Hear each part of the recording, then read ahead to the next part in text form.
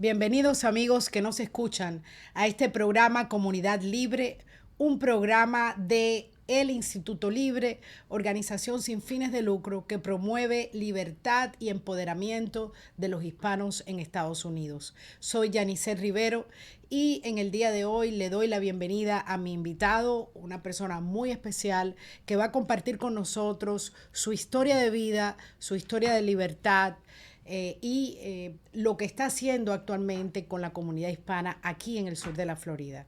Se trata del padre Juan Lázaro Vélez, vicario de la iglesia San Timothy aquí en la ciudad de Miami. Así que bienvenido, padre, por estar aquí con nosotros y haber aceptado la invitación. Muchas gracias a ti, Yanice Rivero, y también al equipo de realización de la Comunidad Libre. Bueno, lo primero es, padre, ¿dónde usted nació y cómo es que usted decide ser sacerdote? Yo nací en la ciudad de Pinal del Río el 14 de septiembre del año 1986 y después me crié en La Palma, antiguamente Consolación del Norte. Yo siempre trato de recalcar Consolación del Norte porque es el deseo que toda una generación quería que se siguiera llamando, pero a veces no son como queremos las cosas. ¿Y cuál es el nombre El actual? actor es La Palma. La La Palma. Palma está al norte de la misma ciudad de Pinal del Río. Ahí me crié, ahí hice toda mi formación de adolescente, joven, hasta que entré al seminario de San Carlos y San Ambrosio en el 2006. Allí fue cuando empezó mi preparación a la vida sacerdotal y religiosa. ¿Cómo usted recibió ese llamado en un país como Cuba, que es un país comunista, que más bien persigue la religión, que no tolera la mayoría de las expresiones religiosas públicas, etcétera? ¿Cómo llega a ese conocimiento? Gracias a mi abuela, Rosaria, y también a mis padrinos que me conservaron la fe y me empezaron a llevar a la iglesia. Recuerdo muy bien al padre Tiburcio Sanz Vallejo, un padre español pasionista. Yo lo veía celebrando las misas en la parroquia donde yo asistía, entonces me daba como una especie de pena verlo tan mayor y pensando yo quién lo iba a sustituir cuando él muriera. Entonces, parece que ahí empezó el llamado del Señor, mirando a futuro, un sacerdote también de un pueblo de campo, y creo que ahí fue la llamada. Y después, en el cruzar del tiempo, hablé con él y con otros sacerdotes después de él, y me empezaron a encaminar y a cuidar un poquitico lo que era la vocación y el significado de una vocación a la Entonces, vida sacerdotal. una vez que usted entra en el seminario, Ujú. ¿qué pasa? Inicié el seminario en el 2006 y ahí empieza la formación de filosofía, teología, también de comunicación social, entre otras materias de formación humana. Y entonces te van trabajando el fuero externo y también el fuero interno espiritual. Y fue realmente una experiencia muy especial porque vivimos con una playa de profesores muy valeroso y también la comunidad de hermanos que estudiamos en esa temporada en el seminario. Usted estuvo en el seminario con Harold Cepero. Estudiamos juntos, fuimos contemporáneos con Harold Cepero, un gran amigo que en paz descanse, que un fiel defensor también de los derechos humanos y de la libertad en Cuba religiosa Harold también. Cepero Escalante fue asesinado en julio del 2012 junto con Osvaldo Payá y previo a eso había sido seminarista.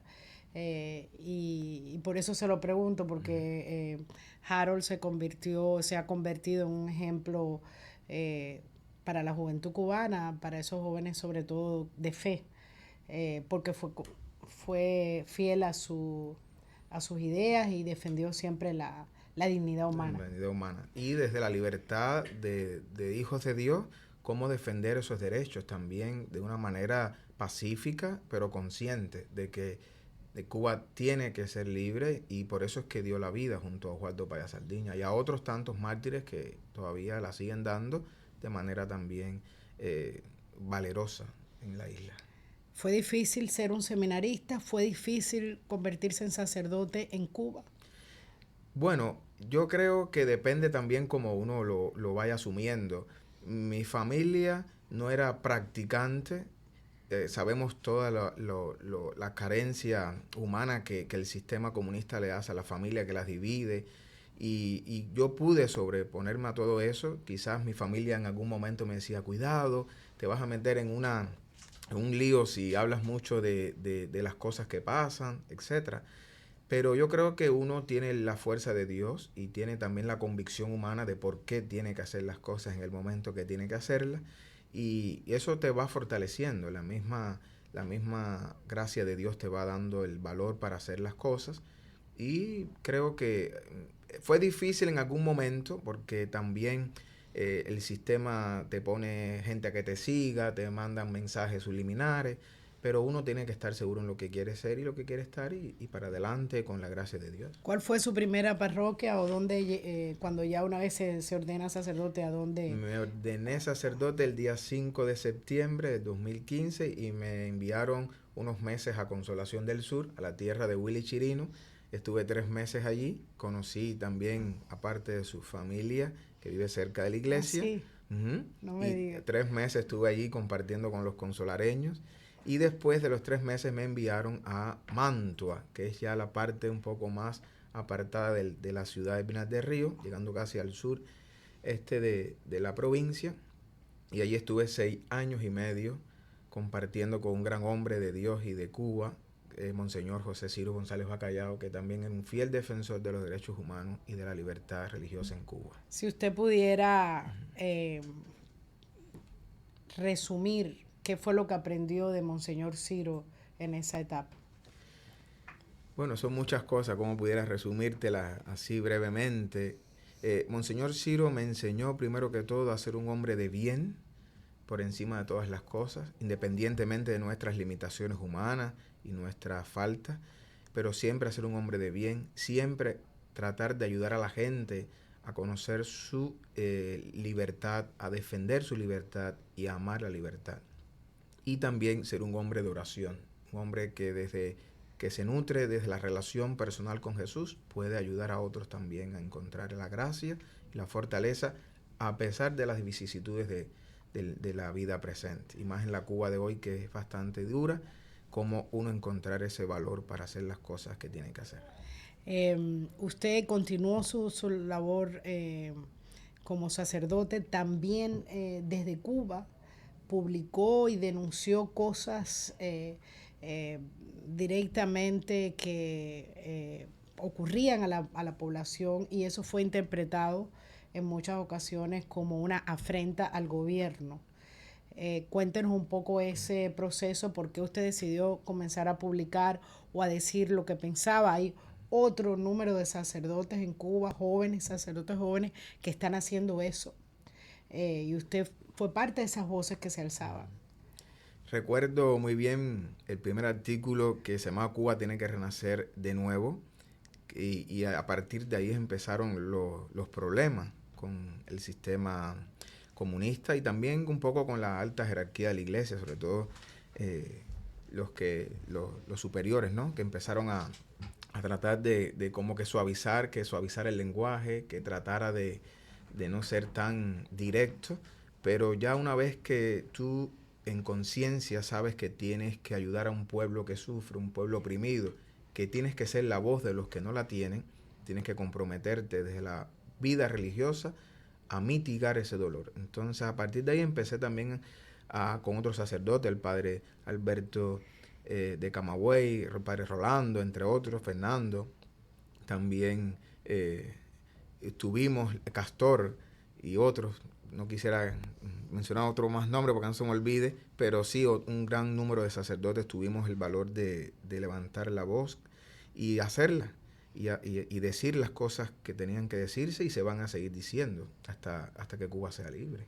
Es un compromiso de usted con la verdad, es un compromiso de usted con esos que están sufriendo y que son las personas que vienen a su parroquia a hablarle de sus tragedias. ¿Es un compromiso político o es un compromiso evangélico? Nosotros desde el punto de vista religioso no hacemos política, no hacemos partidismo, no participamos en partido, perdón. Pero sí desde el punto de vista religioso tenemos que ayudar a la gente a crecer en conciencia cívica. Es un deber que Cristo lo hacía también, Cristo desde su evangelización ayudó a la gente a entender su profunda personalidad, pero también a liberarlos de la esclavitud en la que se encontraban en aquel entonces. Él decía, la verdad les hará libre. Precisamente por eso, cada uno de nosotros, conscientemente del papel que tiene que jugar en el tiempo, tiene que ayudar a la gente a ser verdaderamente libre, desde la postura de conciencia cívica, religiosa también. Y creo que ha sido una labor especial porque creo que ayudé de alguna manera a muchos jóvenes a encontrarse consigo mismo y también con la verdad de la libertad y a sembrar esperanza, que es lo que yo creo que más le hace falta también al pueblo cubano hoy, esperanza y verdad.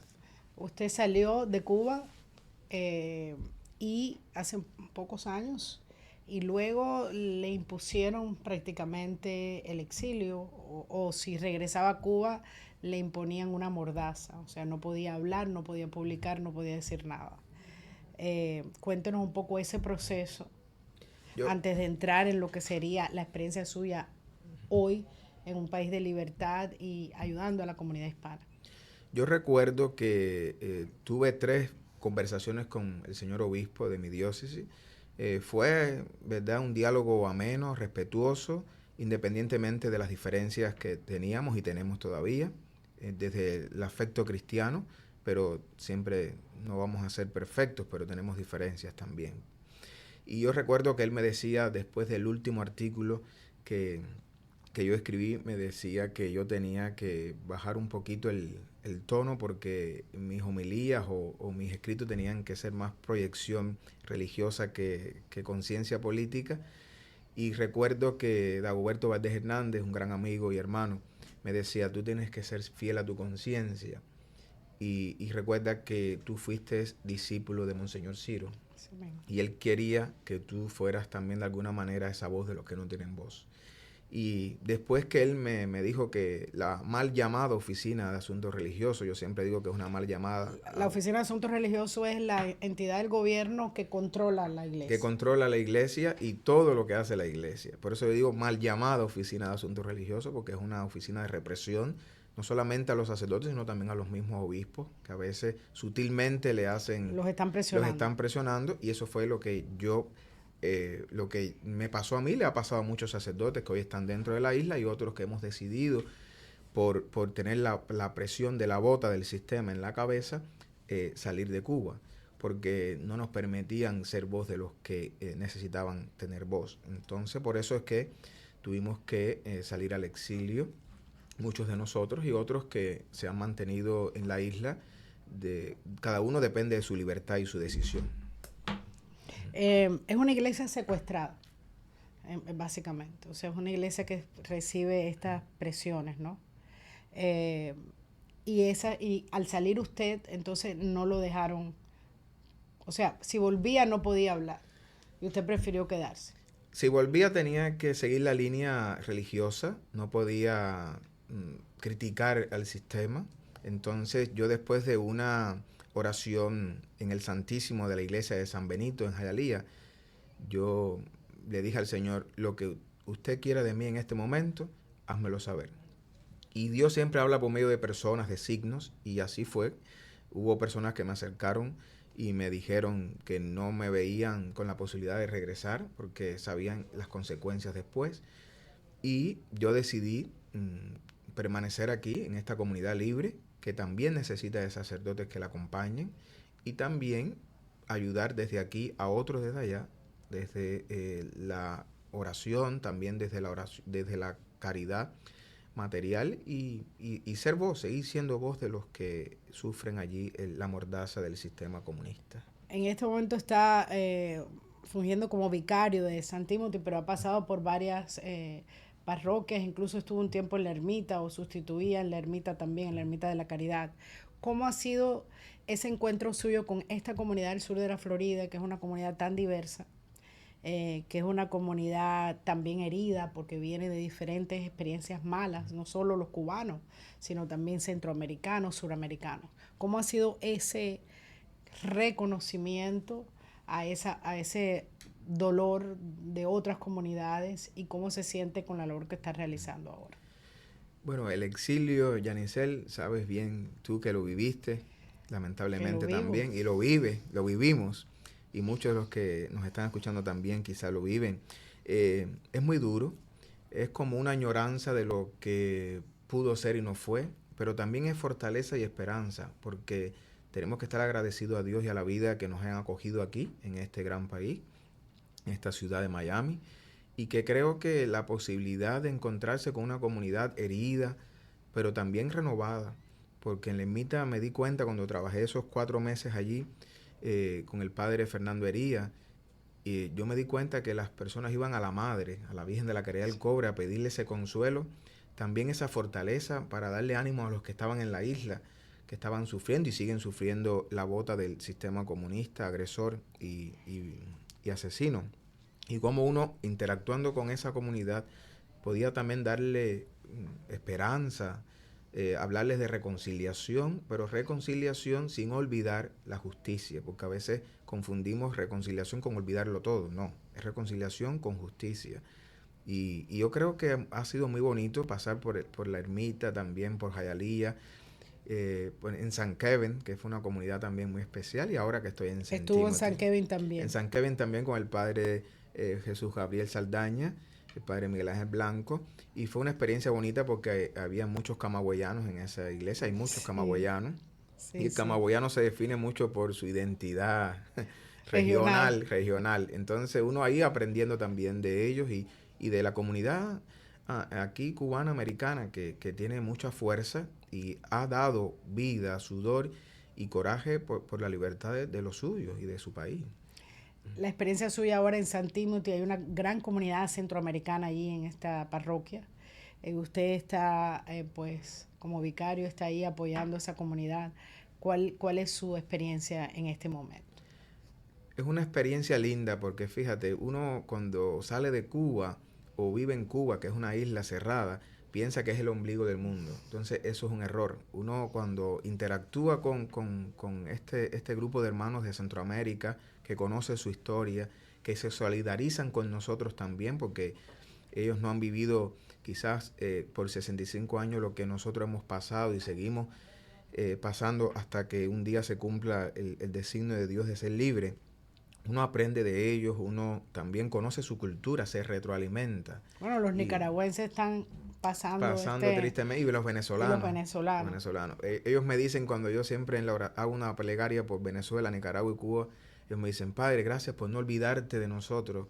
Y yo le digo, no, ¿cómo me voy a olvidar si yo estoy pasando también el mismo calvario? Somos hermanos en la misma lucha. En la misma lucha. De la libertad pacífica, pero desde la libertad que queremos y anhelamos y deseamos que sea pronto. Usted ha pasado en muy poco tiempo por una serie de experiencias y como ser humano, el hecho de vivir en libertad por primera vez en su vida, ¿cómo lo ha impactado? Porque usted nació dentro de un sistema comunista, de un sistema totalitario. ¿Cómo lo ha impactado esa libertad y qué importancia usted cree que tiene esa libertad para el ser humano? Bueno, la libertad es un don de Dios que se nos da desde el mismo día de nuestro nacimiento, nuestra concepción. Es la libertad de poder siempre con responsabilidad elegir el bien, evitando el mal y tratando siempre de vivir en esa libertad con responsabilidad, ayudando a que otros que quizás no puedan tener la capacidad de tenerla o no sepan cómo construirla, ayudarles con base cristiana, valores también trascendentales a buscar esa libertad, primero de uno mismo, expresándola desde el derecho y el respeto, pero también construyéndola en la comunidad cristiana, en la sociedad en la que vivimos. Ha sido importante ejercer esa libertad o sentirse en libertad, sentir que nadie lo está vigilando o que lo está persiguiendo o que si dice algo se va a señalar y el obispo lo va a llamar para llamar, porque usted ha seguido publicando aquí. O sea, usted publica en el Diario de las Américas. Ahí saludo también desde aquí, aprovecho a la editorial del Diario de las Américas, a todas las personas que también le siguen. No, yo creo que ha sido revitalizante, porque fíjate, en un país libre como es el que estamos viviendo, que es Estados Unidos, yo he podido escribir con libertad, ¿Ha tenido alguna No, represalia para por parte nada, de la iglesia? para nada. del Simplemente obispo? escribir desde la verdad, desde la libertad. El obispo Thomas Huensky, al arzobispo jamás me ha tenido que llamar la atención, jamás ha tenido que decirme alguna cosa, porque él sabe que cada sacerdote con respeto y responsabilidad hace lo que tiene que hacer en su momento, sin tampoco dañar a la iglesia ni dañar a las personas. Decir la verdad con caridad es también una misión que nos toca a cada uno de nosotros como pastores y como personas de bien y ciudadanos. No, y como ciudadanos, Y como como ser ciudadanos, humano, o como sea, ser como humano. ser humano. Quiere decir que ese ejercicio de la libertad lo ha nutrido mucho Muchísimo, más. muchísimo, muchísimo. Porque uno ha crecido, yo me siento que he crecido muchísimo y también con la ayuda de ustedes y de muchas personas de la comunidad libre, inclusive de los que están en la isla, muchos, Dagoberto Valdés ha sido para mí un pilar importante porque me ha ayudado a enfocar también. Él tiene un proyecto de su revista Convivencia, que es el umbral del pensamiento libre también, y me ha ayudado con todo su equipo también a ser voz de los que no tienen voz. Puede haber perdón sin justicia. Es posible el perdón sin justicia, el perdón sin arrepentimiento. Es que para que haya perdón tiene que haber previamente arrepentimiento. Por eso es importante que cuando haya perdón y reconciliación tiene que haber justicia. Por eso el reino de Dios es un reino de libertad, de paz y justicia. No puede haber perdón sin una reconciliación primero personal y después vamos a materializarla a nivel de la sociedad, de la comunidad cristiana, etc. Porque muchas veces hay personas que dicen, bueno, en casos como el de Cuba, como el de Venezuela, como el de Nicaragua, se habla de borrón y cuenta nueva. Puede hacerse borrón y cuenta nueva cuando en realidad no ha habido por parte de esos que han perpetrado el mal y que han hecho daño y que han destruido vidas y familias y un país y países. Eh, no hay arrepentimiento de parte de ellos y no cómo podemos desde una mirada cristiana, por supuesto,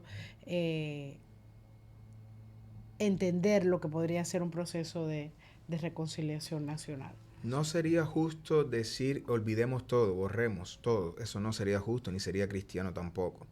Yo mismo personalmente cuando miro la foto de Harold, que la tengo en mi móvil cada rato y rezo por su alma y por la de Osvaldo y por otros tantos que han muerto por la libertad y por otras causas justas. Te digo, pero ¿cómo voy a olvidar que asesinaron a un amigo mío, a un hermano, que pudiera estar viviendo su vida con su familia, alegre, dedicado a las cosas de la sociedad civil en libertad? Yo no puedo olvidar eso. Yo no puedo olvidar las familias que han sufrido la separación de sus hijos y los que han muerto en el mar. No, yo creo que se tiene que hacer la justicia y se reconciliará las personas con lo que tiene que reconciliarse desde desde asumirlo personalmente, pero tiene que haber justicia, indudablemente. Para que haya perdón tiene que haber justicia. La comunidad hispana, que es lo que nos interesa a nosotros en el Instituto Libre, es un grupo creciente en número y en influencia en Estados Unidos. O sea, pronto va a ser la minoría mayoritaria. O sea, la minoría que mayor número de personas tiene, como también que mayor número de negocios, que mayor número de influencia, que mayor número de recursos genera en Estados Unidos. ¿Cuán importante considera usted que la comunidad hispana, que es una comunidad que en general viene de la fe, de la familia, o sea, esos son los valores que la definen, pueda reconectarse con eso a nivel político en el país, que muchas veces pareciera que la comunidad hispana sí tiene estos valores a nivel tradicional, a nivel de la familia, pero entonces políticamente está poniendo su apoyo en políticas que no son, reflejo de esas creencias, de esos valores. No, yo no soy político, pero me gusta mucho la historia y también escuchar a muchos analistas políticos. Y creo que la comunidad hispana en Estados Unidos tiene que tener mucho cuidado de no caer en la amnesia cívica y en el encanto de sirena o engaños de serpiente, porque a veces podemos tomar caminos ideológicos que no van a fin del valor humano y la defensa de la vida humana. Entonces tenemos que tener mucho cuidado porque podemos caer en las redes de los engaños y podemos tomar decisiones o tomar algún paso que no nos lleve a la felicidad plena que necesita el ser humano hoy día. Y a tener valores y creer en los valores absolutos, que es lo que hay que defender y lo que hay que tener claro en la vida de todo ser humano y cristiano más todavía. No, y que todo lo que no esté inspirado por esa libertad intrínseca del ser humano, sea uno o no creyente en Dios, todo lo que no esté inspirado en eso, pues simplemente va a ir al fracaso, porque si en vez de haber libertades hay restricciones, eso no hace florecer la sociedad. La sociedad. No, y la regla de oro, para el que no es cristiano, tiene que vivir la regla de oro. No le haga a los demás lo que a otros no les gusta que te hicieran a ti. Exactamente. Hay que vivir esa regla. Y el cristiano tiene que vivir la doble, porque ya es el valor cristiano más la regla de oro.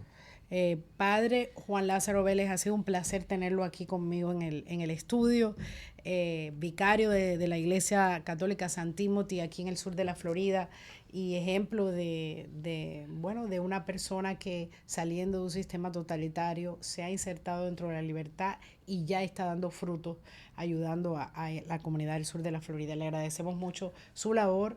Y continúe así, esperamos tenerlo por acá más a menudo. Amén. Gracias a ustedes por la invitación, a ti, Yanisera, a la Comunidad Libre y a este espacio radial que nos invitó y que me invitó. Y gracias, de verdad, bendiciones para todos. Muchísimas gracias, Padre. Nosotros nos despedimos, no nos queda tiempo para más. Esperamos que nos sintonicen el próximo lunes a las 11:30 de la mañana aquí en La Nueva Poderosa en Comunidad Libre. Gracias a Alexis Guevara en los controles. Nosotros nos despedimos. Muy buenas tardes, Miami.